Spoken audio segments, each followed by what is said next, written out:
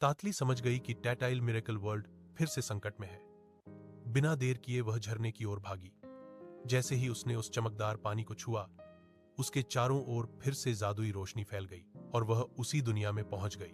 पर इस बार सब कुछ बदल चुका था। आसमान में धुंध थी, फूलों के रंग फीके पड़ चुके थे और पेड़ उदास दिख रहे थे। लूम, उसका पुराना दोस्त, उसके पास आया और बोला, तातली, एक नया खतरा मंडरा रहा है। साया तो खत्म हो गया, लेकिन उसने जाते जाते एक गुप्त द्वार खोल दिया था। उस द्वार से अंधेरे की नई ऊर्जा इस दुनिया में फैल रही है।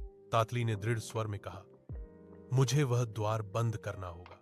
लूम ने सिर हिलाया, हाँ, लेकिन यह आसान नहीं है।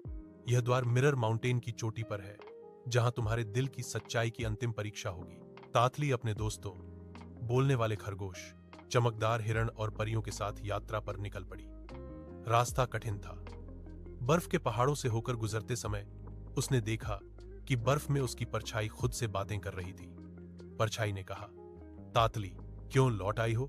यह लड़ाई तुम्हारी नहीं है। तातली मुस्कुराई और बोली, यह दुनिया मेरे दिल का हिस्सा है, मैं इसे छोड़ नहीं सकती। उसकी बात सुनते ही पहाड़ों की बर्फ पिघलने लगी और रास्ता खुल गया।